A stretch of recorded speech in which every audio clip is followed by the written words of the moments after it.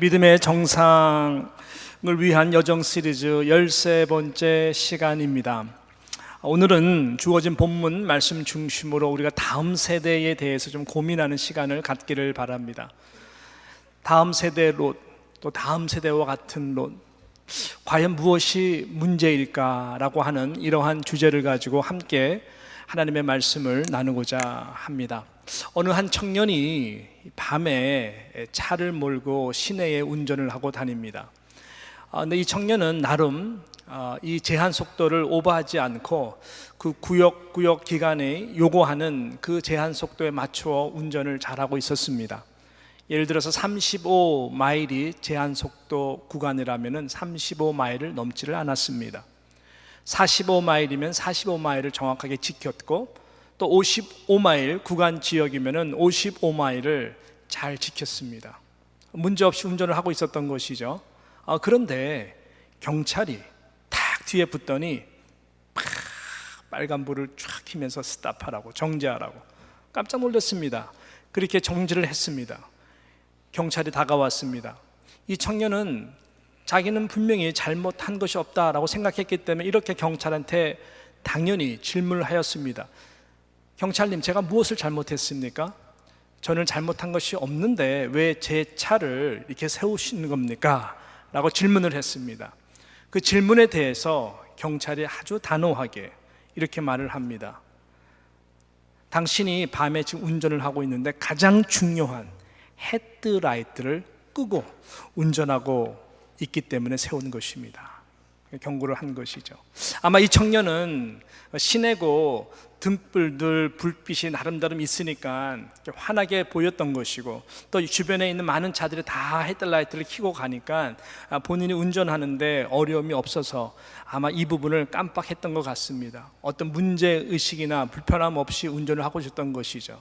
그렇지만은 속도를 높이는 가운데 어느 한순간에 급 커브를 도는 어두운 구간을 지나간다면 위험한 상황이 초래가 될 수 있기 때문에 또 경찰이 티켓을 주지만은 그런 차원에서 잘 정지를 시킨 것이고 경고를 한 것이죠. 오늘은 우리가 이 아브라함의 아들과 같은 조카, 다음 세대 이 롯에 대한 신앙에 대한 생각을 하려고 합니다. 저는 이 롯을 묵상하면서 이 헤드라이트를 지금 끄고 운전을 하고 있는 청년이 마치 롯과 같다, 롯과 같은 인생이다 한번 생각으로 연결해 보았습니다. 무슨 말일까요? 실은 롯은 이 아브라함이라고 하는 큰 하나님의 택함 받은 영적 거장의 이 영적 헤드라이트를 탁 끼고 동행하면서 본인이 영적 헤드라이트가 지금 꺼져 있음에도 불구하고 문제의식을 느끼지 않고 살아가던 자였었습니다. 그러다가 말 그대로 어두운 터널, 어두운 공간, 가정과 함께 소돔과 고모라라고 하는 곳에서 바로 심판을 앞에 두고 있는 자신과 이 상황을 그가 보면서 너무 당황해하는 것이죠. 말 그대로 인생의 최고의 위기의 순간을 지금 맞이하게 된 것입니다. 더 이상 아브라함의 이 대신 켜줘서 왔던 이 헤드라이트를 의지할 수가 없는 이러한 상황에 맞닥뜨리게 된 것입니다. 이 롯이라고 하는 이름의 뜻이 좀 그렇습니다. 이 롯은 히브리어로 로또가 아니라 로트인데 이 이름이 갖고 있는 뜻이 뭐냐 봤더니 덮개, 덮개라고 하는 뜻이 이 이름의 뜻입니다. 무슨 말일까요? 덮개는 무엇일까요? 무엇을 감추거나 보호하기 위해서 덮어놓는, 이러한 덮는 물건을 가리켜서 우리는 덮개라고 말을 합니다. 그래서 어떤 분들은 그의 이름을 해석할 때에 이런 차원에서 가리우다, 감치우다라고 하는 뜻으로도 말을 하기도 합니다. 그렇습니다. 롯의 삶을 잘 대변해주는 그 이름의 뜻이라고 생각을 합니다. 무슨 말입니까? 성공과 부와 명예, 그리고 그렇게 지키고자 했던 가정을 잘 지키기 위해서 나름 정직하게 최선을 다하여 달려가던 인생이었는데 그 결과를 보니까 아니라고 하는 것이죠. 그 말은 성공한 인생인 줄 알고 달려갔는데 그것은 성공한 인생이 아니라 이 롯이라고 하는 이름의 뜻과 같이 세속의 덮개에 완전히 눈이 씌어서 영적인 믿음의 시야가 가리워진 인생을 살았구나라고 나중에 뒤늦게 고백하게 되는, 그렇게 비껴나간 아브라함의 다음 세대의 한 인생이었다고 하는 이 부분이 우리에게 시사하는 바가 너무나 크다라고 하는 것이죠. 여러분, 우리가 믿음의 여정이라고 하는 이 믿음의 시리즈를 같이 생각하고 있어요. 여러분, 어쩌면은 여러분의 영적 기대감 가운데에 이 말씀이 나에게 잘 적용됐으면 좋겠다. 왜냐하면 여러분은 보통 내 믿음이 소중하다고 생각하기 때문에 그렇습니다. 맞습니다. 근데요, 신앙생활, 믿음생활은 그 이상입니다. 무슨 말입니까?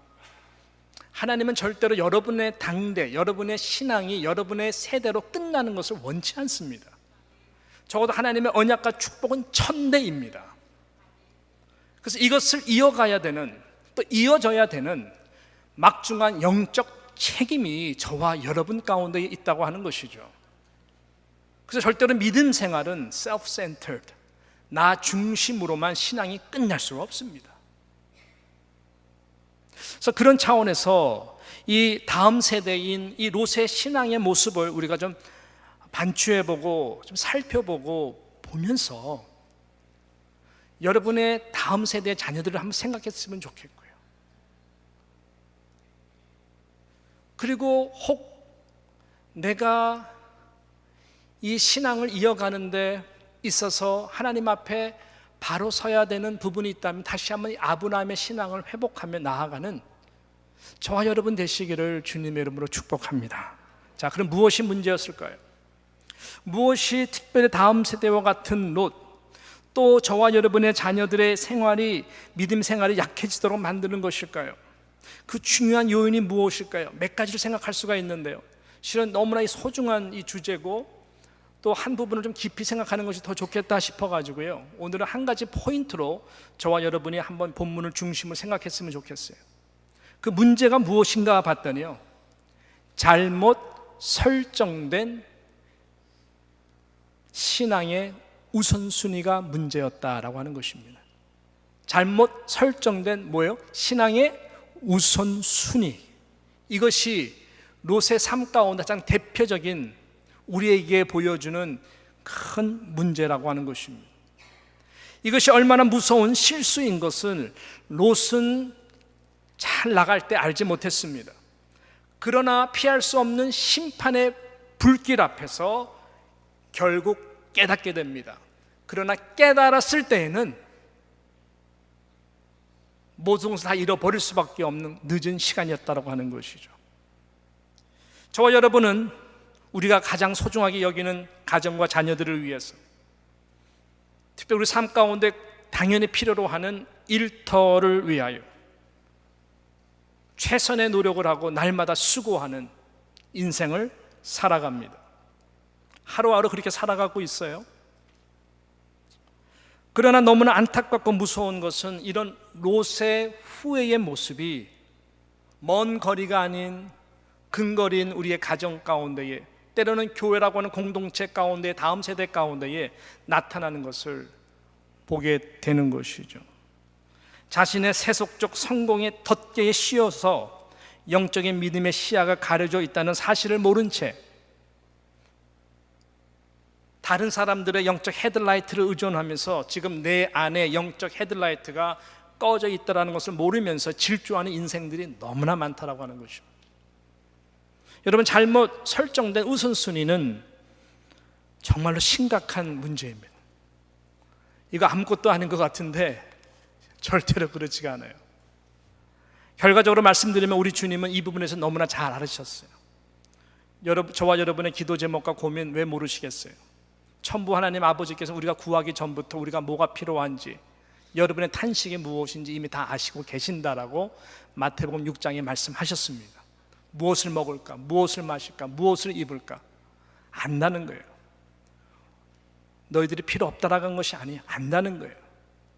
근데 그것만을 구하는 인생은 하나님의 자녀들이 아니라는 거예요. 이방인들이나 그렇게 구하면서 산다는 것이죠.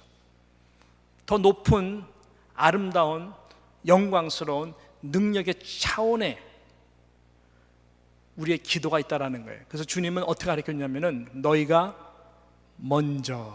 너희는 먼저 그의 나라와 그의 의를 구하라.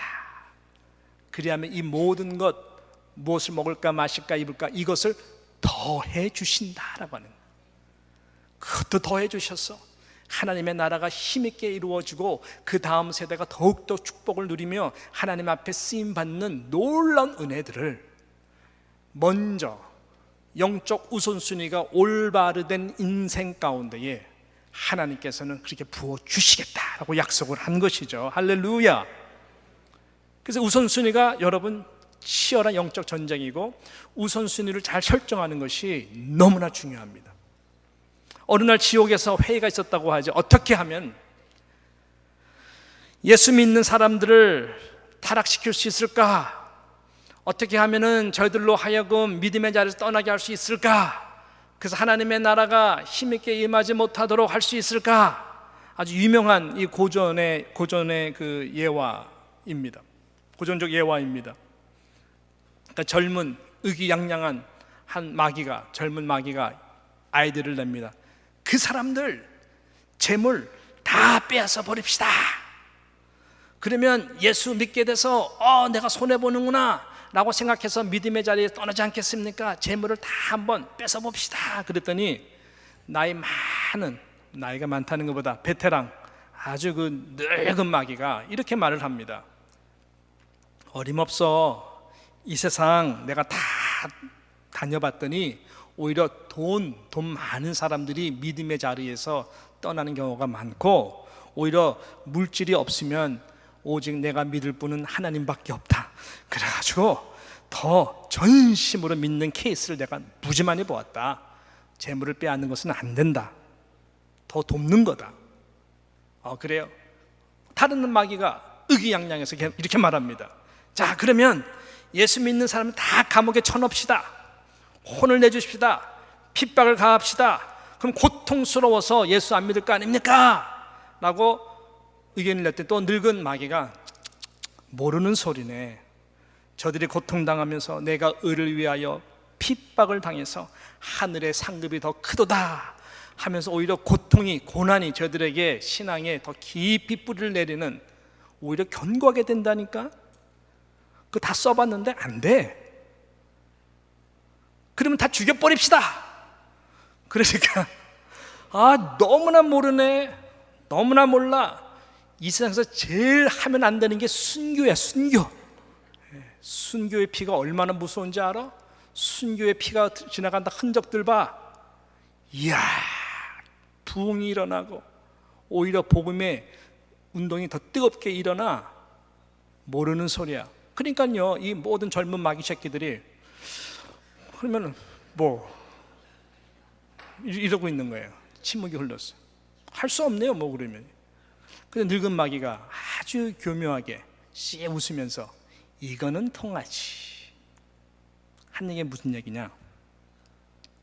예수 안 믿게 하면 안 되고, 고통 줘도 안 되고, 죽여도 안 되고, 불을 뺏어가도 안 되고, 되는 게 있는데 그것이 무엇이냐면 믿게 해. 신앙 가지게 해. 그런데 너무 바빠서 지금은 아니고 나중에 헌신하게 해. 지금은 아니고 나중에 주님 섬기게 해. 지금은 아이들 키우느라고 내가 정신이 없으니까 예배의 자리에 빠지게 하고, 지금은 사업을 일으켜야 되니까 출장 다녀서 예배의 자리에 빠지게 하고, 지금은 이런저런, 지금은 이렇고 이렇게, 나중에 하도록 만들어주면 돼 라고 하는 이 고전적 예화가 있습니다. 일리가 있는 말이죠. 사단은 그렇게 우리를 속입니다. Not now. 더 중요하게 보이는 것에 우선순위를 두라고 합니다. 그런 패턴 속에서 늘 역사를 하고 우리를 속이고 있는 것이죠. 왜냐하면 이 우선순위를 바꿔놓게 되면은 하나님의 나라가 세워지게 되는 것이고, 이 순서를 바꾸게 되면 이 모든 더해 주신 하나님의 놀라운 은혜를 경험하게 되니까 그렇게 되지 못하도록 하는 것이죠. 롯이 그랬습니다. 롯은 모든 우선순위를 바꾼 사람이었어. 그는 세상 속에서 성공의 눈은 정말 밝았던 사람이었어. 그래서 그는 아브라함이 자, 네가 우하면 좌하고 좌하면 내가 우하리라 라고 얘기했을 때에 그는 눈이 밝아서 아브라함과 같이 신앙생활하는 것이 지겨워서, 그래서 요단강의 근처 동네와 같은 여호와의 동산과 같은 소돔과 고모라 땅을 그가 택해서 가게 됩니다. 그리고 그곳에 가서 성공과 부와 명예와 가정을 잘 지키기 위해서 최우선 순위를 두고 열심히 달려가는 인생을 살았고, 결국 오늘 본문은 그것을 얻어낸 것으로 이야기하고 있습니다. 자, 몇 가지로 우리가 사회적 명예와 이 가족을 얼마나 잘 지켰는가를 지금 보여주고 있는데 한번 보세요. 첫 번째는 사회적 존재로서는 19장 1절입니다. 우리가 19장 1절을 보게 되면 이렇게 말씀합니다. 날이 저물 때에 두 천사가 소돔에 이르니 마침 롯이 어디에 앉았어요? 소돔 성문에 앉았다가 그들을 보고 일어나 영접하고 그 땅에 엎드려 절하였다라고 말씀하고 있습니다. 롯은 소돔 성문에 앉아 있다가 두 천사를 발견했어요. 이 말씀은 무슨 말씀이냐면은 고대 근동 이 사회적 문화 속에서는요, 이 성문이 굉장히 중요한 자리입니다. 그 성을 지키는 중요한 자리이기 때문에 그런 것이죠. 더더욱 성문에 앉아 있는 사람의 자격은, 위치는 아무나 앉아 있는 곳이 아닙니다. 그 성 안에 있는 모든 사람들부터 인정을 받는 자가 되어야 되는 것이죠. 어떤 고위 간부여야 되는 것입니다. 요즘 말로 말하면 적어도 그 도시의 시장 정도가 되어야 그 성문 다 중요한 자리에 앉아서 누가 지금 들어오고, 첩보원도 굉장히 많으니까 누가 나가고 이 모든 것을 다 꿰뚫고 있는 그러한 자가 그 자리에 앉아 있어야 된다고 하는 것이죠. 그런 차원에서 볼 때 롯은 소돔과 고모라를 택하고 세월이 지나는 가운데에 그 자리에 앉을 수 있는 그러한 사회적 위치의 자리까지 갔다라고 하는 것입니다. 자녀 또한 그는 정말로 잘 기른 사람같이 보였습니다. 여러분이 이 내용을 잘 아시지만 두 천사들이 성 안으로 들어가게 됩니다. 그래서 롯이 그들을 극진히 대접을 하게 합니다. 그래서 그들이 롯의 집에 들어가 있었을 때에 온 이 성 안이 난리가 돼요. 왜 난리가 됐느냐? 끔찍한 스토리가 이 가운데 나오죠. 이 5절에 보게 되니까 이 새로운 두 사람이 들어가니까 어떻게 해요? 방금 들어간 두 남자들 끄집어내라라는 거예요. 남자들, 완전히 성욕에 미친 남자들이 다 그 집 앞에 몰려가지고 아주 프레시한, 처음 보는 저 두 사람 끄집어내라라는 거예요. 그 말씀 뒷부분에 보게 되면 내가 상관하리라, 우리가 그들을 상관하리라 라고 말을 하는데, 이 말은 무슨 말이냐? 끔찍한 이야기예요. 성관계를 맺겠다고 하는 것입니다. 성관계를 맺도록 하기 위해서 끄집어내라. 완전히 미친 자들이에요. 롯이 안 된다고 그러니까는 오히려 롯에게 욕을 해대면서 끄집어내라라고. 미친 자들이었어요. 그만큼 하나님의 진노와 심판을 앞당기는 이 죄의 끝자락에 이 동성애의 원조들이었습니다. 그 당시 소돔과 고모라가 얼마나 성적으로 총체적으로 부패하고 타락했는지를 보여주는 한 예라고 우리는 볼 수가 있는 것이죠. 자, 이러한 급한 상황 가운데에서 롯이 대안을 내놓습니다. 7절과 8절에 나와 있는데요, 어떻게 말씀합니까? 이르되 청하노니 내 형제들아 이런 악을 행치 말라. 그러면서 8절에 어떤 대안을 내놓느냐? 내게 남자를 가까이 아니한 두 딸이 있노라. 차라리 그들을 너에게 이끌어낼 테니까 내 눈이 오는 대로 행하고, 이 집에 들어와 있는 사람들은 건들지 말라라고 간절히 간청을 했습니다. 롯은 적어도 두 분이 어떤 사람인지를 알았어. 그만큼 신앙이 없었다는 것이 아닙니다. 나름대로 믿음이 있는 사람이었어요. 그러니까는 나름대로 그들이 하나님의 천사라는 것을 알았고, 그렇게 잘 남자와 상관하지 않는 딸을 키워냈지만, 가정적으로도 그가 성공을 나름대로 했지만, 그래도 하나님의 사람을 내어줄 수 없는 신앙의 나름 양심을 가졌던 사람이었어요. 그런데 그것을 깨닫는 순간 이미 모든 것이 늦어버렸어요.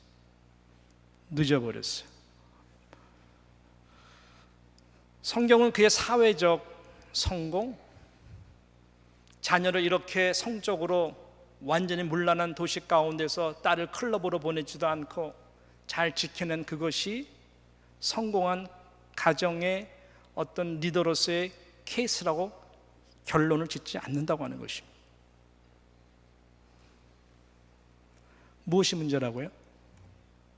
신앙적 우선순위가 바뀐 것에 대한 결과, 이것이 문제인 것이죠.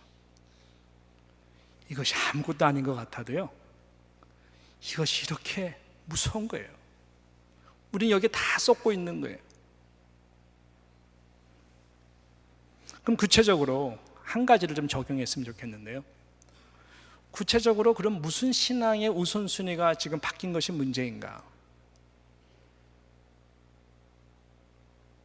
지금 이 부분이 저와 여러분 가운데 오늘 이 시간 이후로부터 여러분의 입술의 신앙 고백 가운데에 하나님 앞에서 결단이 되기를 축복합니다. 그러면 삽니다. 이거 못하면 다음 세대 죽습니다. 무슨 우선순위일까요? 예배입니다. 예배에 대한 절대로 타협하지 않는 이 신앙의 우선순위가 가장 중요합니다. 그래서 예배가 가장 중요하다는 거예요. 무슨 말이에요? 롯이 그래도 아브라함과 함께 할 때는 이 우선순위에 대해서 순종했습니다. 마음으로 순종한 것은 아니죠. 그렇지만 적어도 형식으로는 순종했습니다. 왜? 아브라함은 항상 이것이 그에게서는 우선순위였기 때문에 그랬습니다. 가는 곳곳마다 단을 쌓습니다. 정성스럽게 단을 쌓습니다. 하나님이 그 단을 통해서 영광 받으시고 나타나 말씀에 축복하셨습니다. 그래서 아브라함과 같이 있을 때는 하기 싫어도 참여해야 했습니다. 그때까지는 그래도 괜찮았습니다. 근데 이 롯이 아브라함과 독립한 이후로부터 이제는 스스로 이 신앙생활을 지켜나가고 다음 세대에 연결해서 나아가야 되는데 이 우선순위가 완전히 밀려버린 거예요. 어떻게 합니까? 성경은 절대로 롯이 그 많은 시간 동안에 소돔과 고모라 있으면서 단을 쌓았다는 이야기를 하지를 않습니다. 그는 성공한 예배자가 아니었어요. 참여하는 예배자였지 하나님의 음성을 듣고 하나님이 받으시는 예배자가 아니었다라니까요. 가인도 예배를 드립니다. 아벨도 예배를 드립니다. 성경은 가인의 예배를 하나님이 받지 않으셨습니다. 아벨의 예배를 받으셨습니다. 여러분, 예배가 이렇게 중요한 거예요. 예배가 되는 데는 예배가 전적으로 우리에게 우선순위가 되는 그 마음으로 드리는 예배를 하나님이 받으신다는 것이죠. 그렇지만 롯은 이 부분에서 실패한 자였었어요. 나중에 이것을 깨달았을 때의 모든 것은 다 늦은 것입니다. 우리 한인 디아스포라들은 대단한 사람들이에요. 저는 어떤 사업을 일구어내는데 대단하다는 말을 하는 것이 아닙니다. 그것도 대단하죠, 정신력. 저는 개인적으로 우리 한국 코리안들을 굉장히 리스펙트합니다. 특별한 민족이에요. 또 우리 몽골 회정도 대단하고 네팔 회정도 대단하고 남미족도 대단하죠. 다 모두가 대단합니다. 근데 이 한인들이 왜 대단하다 그렇게 제가 말을 하냐면은 특별한 하나님의 은혜가 있어요. 그러니까 100년 만에 기독교가 이렇게 성장하는 가운데에 은혜를 주셨고, 그 다음에 세계 제2 모든 선교사를 파송하는데 하나님께서 놀랍게 우리나라를 쓰신 것 분명합니다. 그것도 대단하지만 영적으로 더 대단한 것은 무엇이냐면은 750만 명 정도가 되는 이 한인 디아스포라가 세계에 흩어지는 가운데에 120여 개의 나라 가운데 흩어지는 가운데에 가는 곳곳마다 뭐를 세워요? 예? 교회를 세워요. 이건 다른 민족에서 찾아볼 수가 없는 아주 독보적인 케이스입니다. 대단합니다. 그래서 아브람과 같은 일대의 신앙들이 세계 곳곳에 교회를 세움으로 말미암아 친척 아비 집을 떠났어. 교회를 세우고 단을 쌓고 예배를 드려요. 저도 이 미국에 처음으로 왔을 때 토요일 날 도착했는데요, 1976년 6월 5일 날, 그 바로 다음 날이 주일날이었는데 아침에 일어나서 시차 정도하기 전에 예배당 가서 우리 식구들이 예배를 드렸어요. 이게 우리예요. 대단하죠. 이 열심과 헌신은 대단합니다. 저는 LA에서 신앙생활을 오래 했어요. 로스앤젤레스에서. 그 대표적인 교회가 LA 동양선교교회죠. 초교파 이 교회인데, 웨스턴 그 한인들이 많이 상가들이 있는, 여기 말로 플러싱과 같은 그 도로 대상 가운데에 이 동양선교교회가 있는데, 동양선교교회는 원래 그 교회 건물이 아니라 마켓이었어요. 이 본스라고 하는 이 미국 큰 네모난 대형 마트였었어요. 이것을요, 그냥 일세 우리 신앙인들이 사가지고 교회로 만들어버린 거예요. 예. 네모난 반듯한 네모난, 대단하지 않습니까? 그래서 우리 뉴욕 장로교회도 대단한 거죠. 50년 넘는 이 뉴욕의 우리 교민들, 한인들 역사 가운데에 이러한 교회를 정말로 일구어낼 수 있다는 자체가 얼마나 우리 일대 아브람과 같은 여러분의 믿음의 신앙이 참으로 귀한 것인가를 말씀을 하고 있는 것입니다. 집을 팔아서 교회를 사는, 마켓을 교회로 만드는 것이 우리 1세들의 신앙입니다. 하나님이 그거를 귀하게 보십니까? 안 보십니까? 귀하게 보시죠. 근데 2세들은, 여러분의 다음 세는 이것을 이해할까요? 이해 못할까요? 이해 못해요. 집을 팔아서 교회에 헌금을 한다? 정말 이해 못해요. 우리 2세들의 특징은 가정 퍼스트예요. 나의 커리어 퍼스트예요. 다 그렇지 않다라는 것은, 다 그렇다는 것을 말하는 것은 아니지만 대부분이 그래요. 그런 멘탈리티예요. 이것이 위기인 것이죠, 어떻게 보면. 왜냐하면 영어권에 있는 우리 그 2세들이 나가서 목회를 하는데 잘 되기를 바라는데, 어느 순간에 탁 깨닫는 것이 있어요. 우리 1세 어르신들의 신앙이 맞다. 딱 맞닥뜨려서 목회를 보니까, 담임 목사 입장에서 보니까 어떤 성도들이 귀한 거예요. 롱 위켄드라 하면 다 빠져버리고 온라인으로 헌금하면 되지, 이런 거 아니거든요. 가정 내 새끼 주일날 축구 게임 있으면 축구 게임 보러 먼저 가고, 주일날 쉽게 빠지고, 이러다 보니까는 2세 담임 목사들이 이게 아니구나, 합리적으로 신앙생활 하는 것이 꼭 신앙생활이 아니구나라는 것을 깨닫기 시작해요. 이런 케이스를 너무나 많이 봤어요. 그리고 여러분의 자녀들을 보십시오. 미국 주류 사회 가운데에서 인정받고 많은 명예와 성공을 위해 달려갑니다. 그리고 일구어 놓은 우리 2세 자랑하는 영광스러운 자녀들이 얼마나 많습니까? 그러나 그러면 그럴수록 메인스트림에 들어가면 들어갈수록 왠지 신앙의 자리에서 점점 멀어져가는 듯한 불안한 느낌을 우리 모두가 받습니다. 우선순위가 바뀌어가는 모습들을 보면서 신앙에, 혹시 롯과 같은 모습으로 저희들이 신앙생활하는 것과 같다라고 하는 불안한 느낌을 지우지 않을 수가 없습니다. 우리보다 훨씬 더 앞선 이 이민교회의 역사, 특별히 동양에서 찾는다면 일본 교회입니다. 일본 교회는 우리보다 훨씬 더 역사가 깊어요. 거기도 마켓을 일대들이 와서 교회로 만들었어요. 그런데 3대에 가가지고 어떤 현상이 벌어지느냐? 3대 가서 다시 교회가 마켓으로 팔리는 케이스를 보게 됩니다. 이상하게 Japanese 많이 없어요, 옛날에 비해서.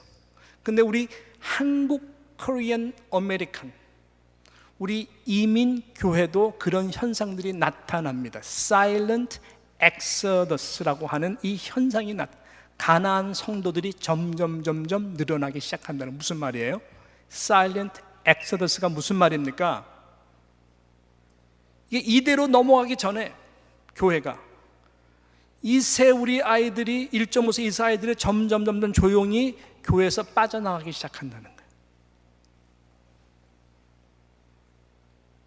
그러면 영어권, 미국 문화권, 백인들과 학교에서 공부 잘하면서 자라났기 때문에 미국 교회를 가는 이세들이 꽤 있습니다. 저는 그런 교회에서도 예배를 많이 드렸었습니다. 아시안들이 많이 모이는 대표적인 미국 교회에서 제가 1년 넘게 오기 전에 섬겼어요. 이야기를 해보면요, 거의 공통점, 무슨 말이냐, 당신 이 교회에서 주인의식 느끼느냐 그러면 거의 다 놀랍게도 이질감을 느낀다. 몸은 이곳에 와서 예배를 드리지만 주인의식을 느끼지 못한다는 것이 저희들의 공통적인 고백들이에요. 그럼 어떻게 되느냐? 거기서도 점점 Silent Exodus, 점점. 그럼 어디로 가요? 한국 교회로 돌아가요? 갈 만한 교회 없다라고 말합니다. 더 좋은 미국 교회 찾겠죠. 한때 뉴욕에서 거의 작년 초까지만 해도 뜨는 교회가 팀 켈러 목사님, 실은 저희 신학교 저를 가르쳤던 분이신데, 팀 켈러 목사님이 하는 이 리디머 이 장로 교회가 떴어요. 워낙 그분의 메시지가 이 맨하탄에 있는 그 뉴요커들에게 딱 맞는 이 복음적 살아있는 날카로운 메시지였거든요. 아주 그 엘레콘트하고 정말로, 예. 그분의 책들 한번 보십시오. 얼마나 이분이 대단한 분인가. 그러니까요, 미국 사람뿐만 아니라 우리 여러분의 자녀들 다 그 교회로 훅 몰려가서, 그 교회 가면은 우리 코리안 아메리칸들이야, 우리 한인들이 600명, 700명, 800명까지 모였습니다. 근데 이분이 작년에 리타이어 하셨거든요. 지금은 어떠냐? 사일런트 엑소더스. 다 그 친구들 어디로 갔는지 다 빠져나갔어. 이렇게 거품과 같이, 민물과 썰물과 같이 이 다음 세대가 빠져나가는, 목사의 설교에 따라서 갔다가 그나마 신앙, 또 목사가 또 부재되면은 어떡하지? 방황하고 교회 쉽게 예배 쉽게 빠지는 이런 트렌드를 보면서 롯과 같은 다음 세대라고 말을 안 할 수가 없는 거죠. 제가 이 교회 와서 여러분 거의 8개월 9개월 동안 나름대로 죽어라 최선을 다해서 여러분의 구역구역들을 찾아가면서 대신방을 했어요. 대신방을 가는 목적은 그냥 예배만 드리러 가는 것이 아니잖아요. 아시잖아요. 기도 제목 써내라 그랬고, 잘 써내지 못하는 분이 있다면 끝까지 추적해서 정말 당신의 마음속에 있는 기도 제목이 무엇입니까? 이 시간에 정말 우리 교육자들과 함께 기도하기를 원합니다 하고 최선을 다해서 정말로 여러분들이 기도하고 싶은 마음으로 찾아간 거예요. 거의 보니까 70-80%의 여러분의 눈물의 기도는 롯과 같은 다음 세대예요. 신앙의 자리에서 떠나 있는 자녀들을 통해 눈물 흘리는 눈물을 제가 너무나 많이 보았어요. 무슨 말씀하는 거? 예배가 그렇게 중요하다는 거예요.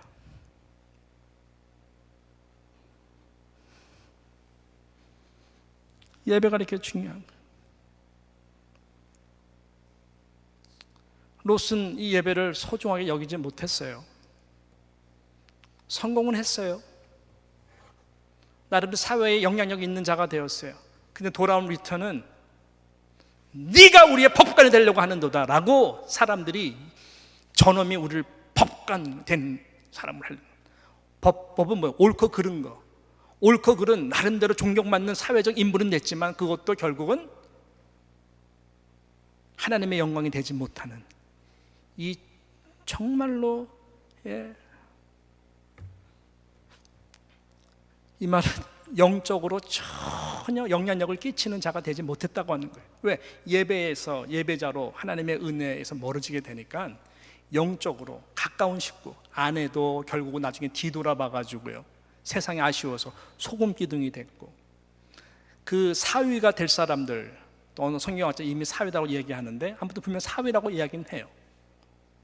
이들에게 롯이 너무너무 다급해가지고 이제 심판이 임하니까 피하자 그랬을 때 사위들이 뭐라 그래요? 농담으로 여겼더라. 농담으로 여겼대요. 여러분, 사위들이요, 이 롯에게 잘 보였을까, 안 보였을까? 잘 보였죠. 왜? 성문에 앉는 자리, 높은 자리니까 나도 언젠가 우리 장인어른한테 잘 보여가지고 나도 저런 사회적으로 내가 성공하는 자가 되도록 하기 위해서 잘 보여야 되겠다, 말 잘 들어야 되겠다라고 생각했을 거예요. 근데 결정적인 순간에 롯이 영적으로 야, 심판이 임하니까 피해야 된다라고 얘기할 때 농담으로 여기는 거예요. 그만큼 영적으로 영향력이 완전히 바닥을 치고 있는 겁니다. 왜? 예배의 우선순위의 자리에서 멀어지니까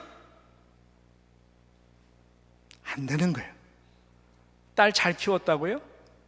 도덕적으로 잘 키웠겠죠. 나중에는 제일 부도덕한 결과가 나타나잖아요.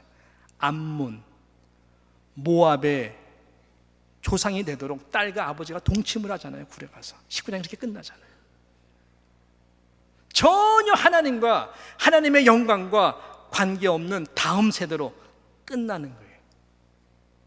그렇지만 아브라함, 이삭의 하나님, 야곱의 하나님은 어떻게 이어갑니까? 부족하지만 이삭이 가는 곳곳마다, 부족하지만 한없이 턱없이 부족하지만 야곱이 가는 곳곳마다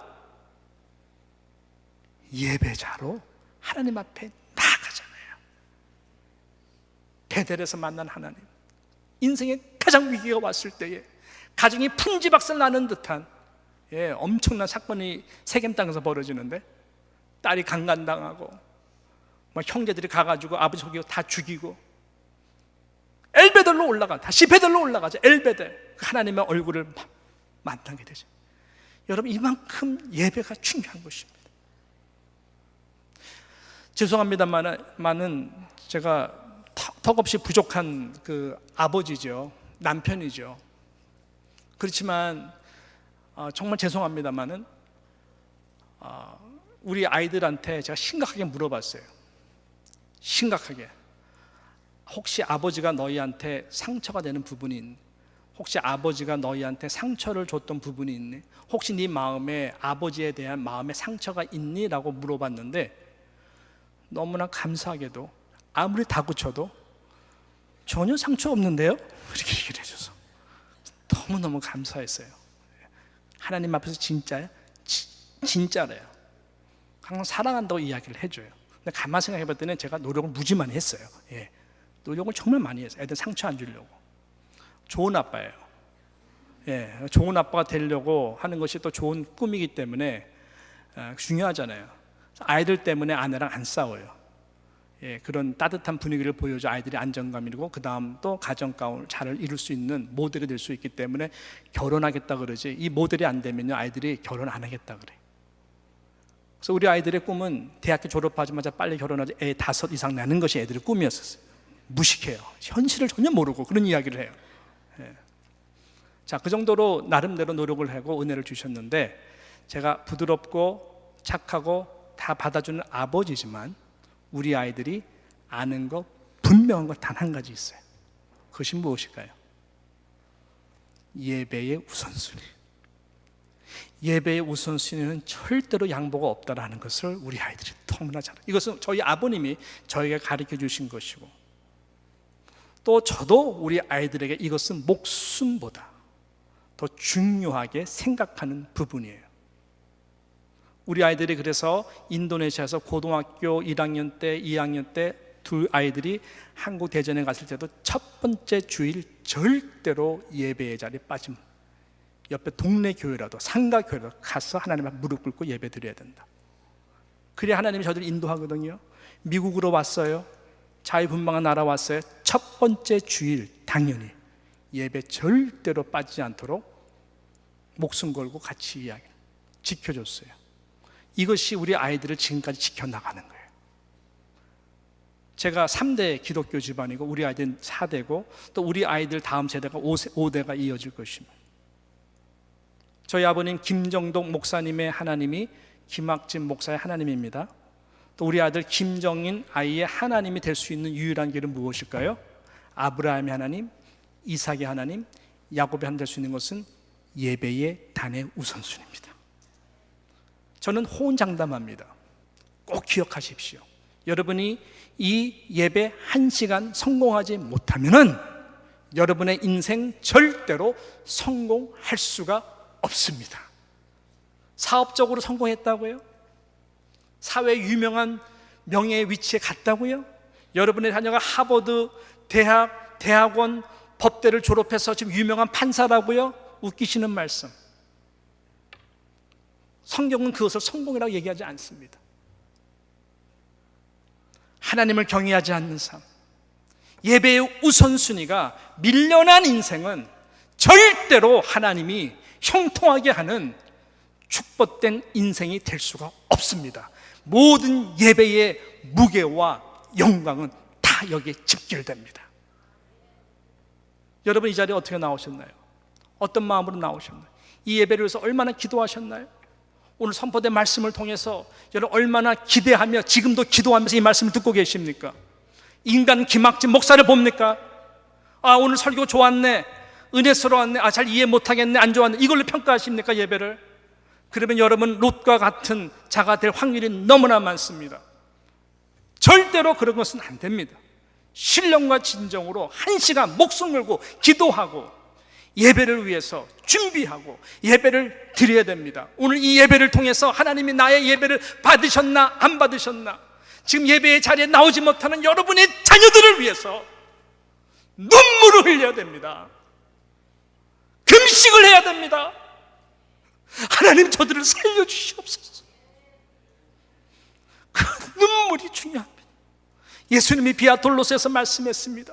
나를 위하여 울지 말고 너희들의 자녀들을 위하여 울라라고 말씀했습니다. 이것이 아버지의 마음. 여러분 이것을 놓쳐버리면 우리의 다음 세대의 롯과 같이 될 수가 있습니다.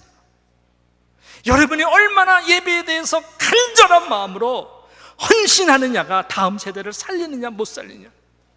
오늘 마지막 구절에 보게 되면은 오늘 마지막 구절 29절에 보면 하나님이 들의 성들을 멸하실 때에 곧 롯에 거하는 성을 엎으실 때에 무엇을 기억했습니까? 아브라함을 생각하사 롯을 그 엎으시는 중에서 내어 보내셨도다. 누구를 생각해서요? 아브라함을 생각했어. 아브라함의 간절한 기도, 아브라함의 이 예배자로서의 마음, 이것 때문에 하나님이 롯을 살려주시는 거예요.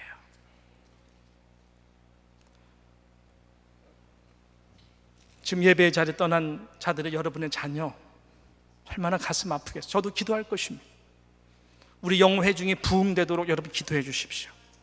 또 하나님께서 앞으로 좋은 팀워크를 이루어 주셔서 정말로 우리의 자녀들 예배 영회중을 통해서 부흥하는 그 꿈을 꾸고 하나님께서 이 부분에 은혜를 주시도록 저도 기도하며 나아갈 것입니다.